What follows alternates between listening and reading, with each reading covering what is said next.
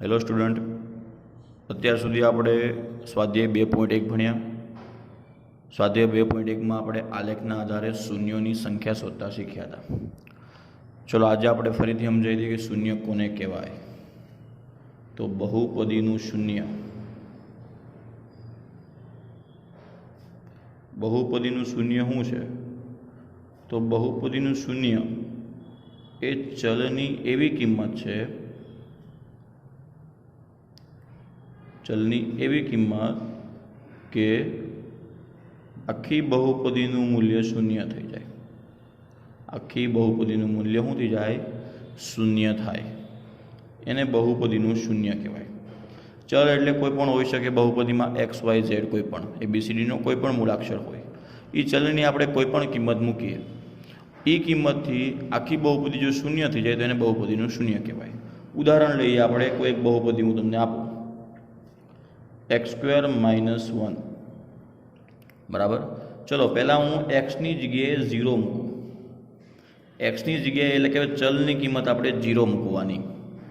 તો હું એક્સની જગ્યાએ 0 મૂકું તો ચલની કિંમત 0 - 1. એટલે આ બહુપદીમાં આપણે એક્સની જગ્યાએ 0 મૂક્યા. ચલો હવે 0 નો વર્ગ તો 0 થાય, -1. 0 - 1 એટલે -1 જવાબ આવે. તો એક્સની કિંમત આપણે જ્યારે 0 મૂકી, ચલની કિંમત 0 મૂકી તો જવાબ આપણને -1 મળ્યો. ચલની કિંમત મૂકીએ અને બહુપદીનું મૂલ્ય શૂન્ય મળે તો એ બહુપદીનું શૂન્ય કહેવાય. પણ અહીંયા આપણને જવાબ શું મળે છે? -1. આનો મતલબ શું થાય કે x = 0 એ બહુપદીનું શૂન્ય નથી. x = 0 એ બહુપદીનું શૂન્ય નથી. બરાબર. ચલો બીજું ઉદાહરણ લઈએ આપણે. હવે હું ચલની કિંમત 1 મૂકું. આ જ બહુપદીમાં હું ચલની જગ્યાએ 1 કિંમત મૂકું તો p of x = x² - 1. એક્સની જગ્યાએ આપણે મૂકી દેવાના 1, એટલે કે 1² - 1. એક્સની ચલની કિંમત આપણે 1 મૂકી. 1 નો વર્ગ 1 થાય, -1. 1 માંથી 1 જાય એટલે જવાબ કેટલો આવશે? 0. તો અહીંયા આપણે ચલની કિંમત 1 મૂકી તો બહુપદીની કિંમત આપણને 0 મળી ગઈ. તો ચલની કિંમત આપણે મૂકી તો બહુપદીનું મૂલ્ય 0 આવ્યું. એનો મતલબ શું થાય કે આ જે આપણે ચલની કિંમત મૂકી એ બહુપદીનું શૂન્ય કહેવાય. તો અહીંયા આપણે એવું લખી શકીએ કે x = 1 એ બહુપદીનું શૂન્ય છે. બરાબર. ખબર પડી ગઈ બધાને? તો બહુપદીનું શૂન્ય શું છે?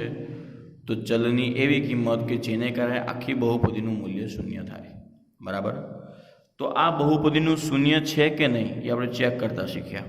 કોઈ પણ ચલ તમને આપેલી હોય ચલની કિંમત, તો બહુપદીનું શૂન્ય છે કે નહીં તમારે ચેક કરવું હોય તો ચલની જગ્યાએ એ કિંમત મૂકી દેવાની. પણ તમારે બહુપદીનું શૂન્ય શોધવું હોય તો બહુપદીનું શૂન્ય શોધવા માટે તમારે શું કરવાનું? તો બહુપદીનું શૂન્ય શોધવા માટે બહુપદીનું મૂલ્ય બરાબર 0 લઈ લેવાનું. એટલે કે p of x = 0 લઈ લેવાનું. બરાબર. બહુપદીનું શૂન્ય શોધવા માટે બહુપદીની કિંમત 0 લેવાની. બે વસ્તુ છે. શૂન્ય છે કે નહીં ચેક કરવું હોય તો ત્યારે તમને રકમમાં ચલની કિંમત આપી હશે, એ કિંમત તમારે બહુપદીમાં મૂકી દેવાની. જવાબ 0 આવે તો શૂન્ય છે, જવાબ 0 ન આવે તો શૂન્ય નથી. પરંતુ બહુપદીનું શૂન્ય શોધવું હોય તો તમારે શું કરવું પડે? p of x = 0 લેવું પડે. ઉદાહરણ આપીએ.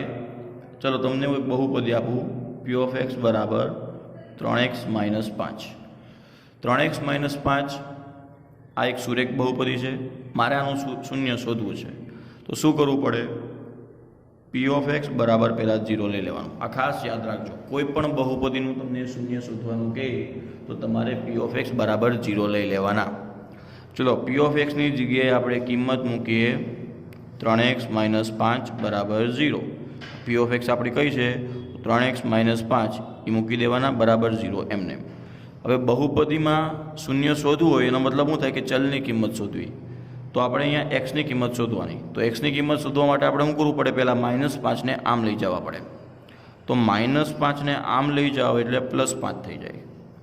આ 3 ગુણાકારમાં છે એ ભાગાકારમાં આવે તો x બરાબર 5/3.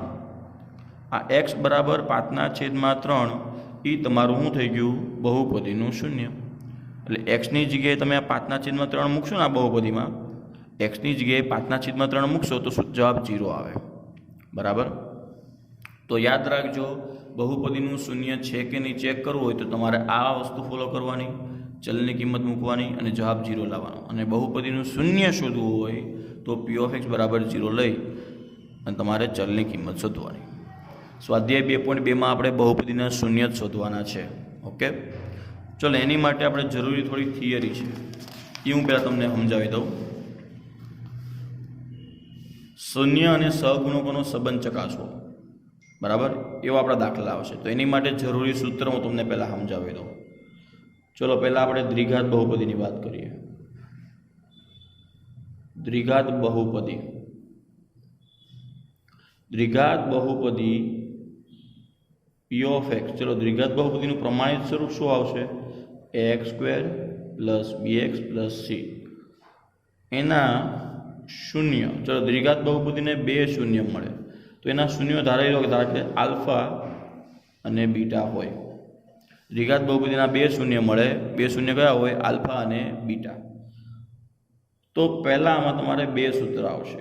શૂન્યનો સરવાળો અને બીજું સૂત્ર આવશે શૂન્યનો ગુણાકાર. આપણે કોઈ પણ દ્વિઘાત બહુપદીના શૂન્યનો સરવાળો શોધવો હોય તો સૂત્રનો ઉપયોગ કરીને આપણે શોધી શકીએ. ચલો તો સૂત્ર શું આવશે?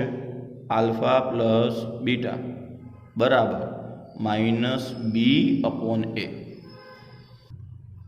તો શૂન્યનો સરવાળો બરાબર આલ્ફા પ્લસ બીટા બરાબર -b/a. દ્વિઘાત બહુપદી તમને આપેલી હોય અને શૂન્યનો સરવાળો શોધવાનો કે તમારે આ સૂત્રનો ઉપયોગ કરવાનો. ચલો હું તમને એનું એક ઉદાહરણ આપું. ધારો કે કોઈ દ્વિઘાત બહુપદી તમને આપી છે x² - 3x + 5. ચલો મારે આના શૂન્યનો સરવાળો શોધવો છે. એટલે આના 2 શૂન્ય હોય એનો મારે ડાયરેક્ટ સરવાળો શોધવો છે શૂન્ય શોધ્યા વગર. તો આલ્ફા પ્લસ બીટા બરાબર -b/a. આ સૂત્ર મૂકી દેવાનું. શૂન્યનો સરવાળો શોધવાનો કહે ત્યારે શૂન્ય શોધ્યા વગર શોધવું હોય તો તમારે ડાયરેક્ટ સૂત્રનો ઉપયોગ કરવાનો. ચલો માઇનસ એમને બી તો મેં તમને અગાઉ સમજાવેલું છે. બી અહીંયા કેટલા છે? તો બી એટલે એક્સનો સહગુણક. કેટલા છે? -3. ને એ એટલે x² નો સહગુણક. એ કેટલા છે? 1. ચલો માઇનસ માઇનસ પ્લસ થઈ જાય, 3/1 એટલે 3. તો આના જે શૂન્ય મળશે એ બંને શૂન્યનો સરવાળો 3 થશે. પડી સમજણ? તો આ ખાસ યાદ રાખજો, શૂન્યનો સરવાળો શૂન્ય શોધ્યા વગર શોધવો હોય તો આનો ઉપયોગ કરવાનો. અને બધાને બહુપદીની કિંમતોમાં ABCની કિંમત નક્કી કરતાં ખાસ આવડવું જોઈએ. ચલો હું ગુજરાતીમાં લખી નાખું. બી એટલે એક્સનો સહગુણક કહેવાય અને એ એટલે x² નો સહગુણક કહેવાય. બરાબર? ચલો હવે આવશે શૂન્યનો ગુણાકાર. પહેલું શૂન્ય આલ્ફા, બીજું શૂન્ય બીટા અને બંનેનો ગુણાકાર એટલે વચ્ચે હું કરી નાખું ડોટ. Alpha into beta. એનું સૂત્ર તમારે યાદ રાખવાનું c/a. c એટલે કહેવાય અચળ પદ અને a એટલે કહેવાય x² નો સહગુણક. જો આ ચેપ્ટરમાં ખાસ ધ્યાન રાખજો, ABCની કિંમત તમને નક્કી કરતા આવડવી જોઈએ.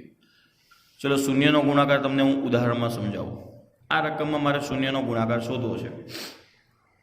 તો શૂન્યનો ગુણાકાર એટલે આલ્ફા ઇન્ટુ બીટા. એનું સૂત્ર મૂકી દેવાનું c/a. ચલો c કેટલા છે અહીંયા? 5. a કેટલા છે? 1. તો c ની જગ્યાએ 5 મૂકવાના, a ની જગ્યાએ 1 મૂકવાના. 5/1 એટલે 5 કહેવાય. તો આ થઈ ગયો તમારો શૂન્યનો ગુણાકાર. એટલે આના બે જે શૂન્ય આવશે એનો તમે ગુણાકાર કરો, બંને શૂન્યનો ગુણાકાર. દ્વિઘાત બહુપદી છે એટલે આને 2 શૂન્ય મળે, એ બંને શૂન્યનો ગુણાકાર 5 આવશે. તો આ રીતે તમે શૂન્યનો સરવાળો અને શૂન્યનો ગુણાકાર શૂન્ય શોધ્યા વગર, બંને શૂન્યનો સરવાળો અને બંને શૂન્યનો ગુણાકાર શૂન્ય શોધ્યા વગર ડાયરેક્ટ સૂત્ર ઉપરથી શોધી શકો. બરાબર?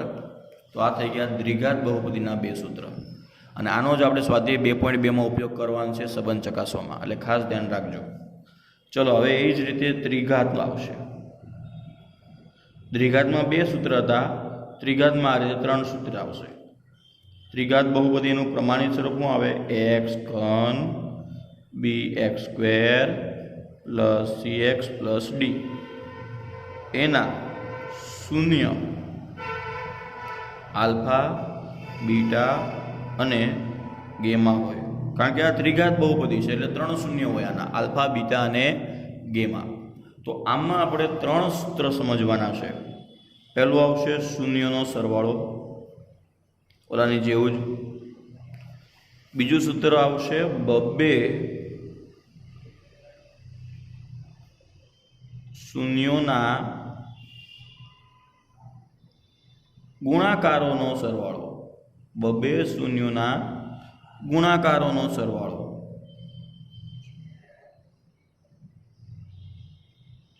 અને ત્રીજું સૂત્ર આવશે શૂન્યનો ગુણાકાર. ચલો પહેલા આપણે સમજી લઈએ શૂન્યનો સરવાળો. કેટલા શૂન્ય છે? 3.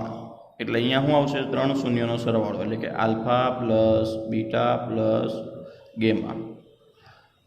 ત્રણેય શૂન્યનો તમારે સરવાળો શોધવો હોય ત્રિઘાત બહુપદીમાં, તો એનું સૂત્ર તમારે મૂકી દેવાનું -b/a. ત્રિઘાત બહુપદીમાં સૂત્ર આવે છે એ જ સૂત્ર ત્રિઘાત બહુપદી માટે આવશે. ત્રિઘાત બહુપદીમાં 3 શૂન્ય હોય એટલે ત્રણેય શૂન્યનો સરવાળો શોધવો હોય તો -b/a. બરાબર. ચલો એની પછી આ સમજીએ. આ તમારા માટે સૂત્ર આ 2 શૂન્યનો ગુણાકારનો સરવાળો એ ત્રિઘાતમાં જ આવશે, ત્રિઘાતમાં આવતું નથી.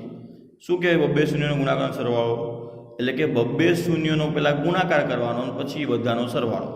ટોટલ 3 શૂન્ય છે ને, આલ્ફા બીટા અને ગેમા, તો 2 નો ગુણાકાર કરવાનો. એટલે પહેલાં આલ્ફા અને બીટાનો ગુણાકાર, એટલે આલ્ફા ઇન્ટુ બીટા. પછી બીટા અને ગેમાનો ગુણાકાર, એટલે કે બીટા ઇન્ટુ ગેમા. પછી આલ્ફા અને ગેમાનો ગુણાકાર. કહેવાનો મતલબ 2 શૂન્યનો ગુણાકાર અને પછી એનો શું કીધો છે? સરવાળો, એટલે વચ્ચે આવશે પ્લસ. એનું સૂત્ર આવશે c/a. 2 શૂન્યનો ગુણાકારોનો સરવાળો બરાબર c/a. અને શૂન્યનો ગુણાકાર એટલે કે ત્રણેય શૂન્યનો ગુણાકાર alpha into beta into gamma, એનું સૂત્ર આવશે -d/a. ચલો અહીંયા આપણે ફરીથી લખાઈ દઈએ. b એટલે શું કહેવાય? તો જો b એટલે કોનો સહગુણક છે? x સ્ક્વેરનો.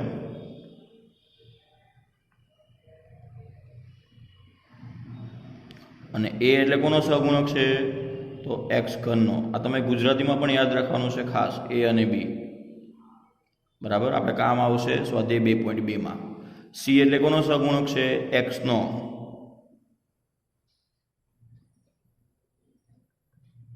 અને a એટલે કોનો સહગુણક આવશે? x ઘનનો. ચલો d એટલે શું છે? અહીંયા જો અચળ પદ છે, આગળ માઇનસ અચળ પદ. અને a એટલે કોનો સહગુણક છે? x ઘનનો. બરાબર. તો આ ખાસ ધ્યાન રાખજો. ત્રિઘાત બહુપદીમાં 3 સૂત્ર આવશે: શૂન્યનો સરવાળો, 2 શૂન્યના ગુણાકારોનો સરવાળો અને શૂન્યનો ગુણાકાર. બરાબર. જેવી રીતે મેં તમને દ્વિઘાતમાં સમજાવ્યું કે શૂન્ય શોધ્યા વગર તમારે શૂન્યનો ગુણાકાર અને શૂન્યનો સરવાળો શોધવો હોય તો સૂત્ર ઉપરથી મળી શકે. તો એ જ રીતે તમને કોઈ ત્રિઘાત બહુપદી આપી હોય, એ ત્રિઘાત બહુપદીમાં તમારે શૂન્યનો સરવાળો શોધવો હોય, શૂન્યનો ગુણાકાર શોધવો હોય કે 2 શૂન્યના ગુણાકારનો સરવાળો શોધવો હોય તો તમારે આ સૂત્રનો ઉપયોગ કરવાનો. આ સૂત્ર બધા મોઢે કરી લેજો ખાસ. અને આના ઉપરથી જ તમારે સ્વાધ્યાય 2.2 આવશે. એમાં આપણે શૂન્ય શોધીને એનો સંબંધ ચકાસવાનો આવશે. શૂન્યનો સરવાળો કેવો એ શોધવાનો આવશે નહીં, પણ આ સૂત્ર તમારે યાદ રાખવાનું છે, એમાં કામ આવે છે એટલે. અને અલગથી MCQમાં પૂછાઈ શકે. આવી રીતે કોઈ દ્વિઘાત બહુપદી આપી દે અને તમને એમ કે શૂન્યનો સરવાળો શોધો, તો તમે આ સૂત્રનો ઉપયોગથી શોધી શકો. એમ કે શૂન્યનો ગુણાકાર શોધો તો સૂત્ર ઉપરથી શોધી શકો. એમ 2 માર્ક્સમાં પણ આ દાખલો પૂછાઈ શકે. બરાબર. એટલે આજે આપણે એટલું રાખીએ. આજે આપણે 2 વસ્તુ સમજ્યા. શૂન્ય કોને કહેવાય? શૂન્ય ચેક કરવું હોય તો આ રીતે ચેક કરવાય, શૂન્ય છે કે નહીં. અને શૂન્ય શોધવું હોય તો શું કહેવાય? p(x) બરાબર 0 લેવાનું. આ યાદ રાખજો. શૂન્ય શોધવા માટે શું લેવાનું? p(x) બરાબર 0. અને શૂન્ય છે કે નહીં ચેક કરવા માટે શું કરવાનું? તો ચલની કિંમત મૂકી દેવાની. બહુપદીનું શૂન્ય છે શું? તો ચલની એવી કિંમત છે કે જેથી બહુપદીનું મૂલ્ય શૂન્ય થઈ જાય. બરાબર. અને પછી આપણે ભણ્યા દ્વિઘાતના અને ત્રિઘાતના સૂત્ર. બરાબર, ખાસ ધ્યાન રાખજો. દ્વિઘાતમાં 2 શૂન્ય મળે એટલે આલ્ફા પ્લસ બીટા અને આલ્ફા ઇન્ટુ બીટા એવું આવશે. ત્રિઘાતમાં 3 શૂન્ય મળી શકે, આલ્ફા બીટા અને ગેમા, એટલે alpha plus beta plus gamma ત્રણેય શૂન્યનો સરવાળો લેવો પડે. બરાબર, સૂત્ર મોઢે કરી નાખજો. બાકી આપણે સ્વાધ્યાય 2.2 આવતા લેક્ચરમાં જોઈશું. બરાબર.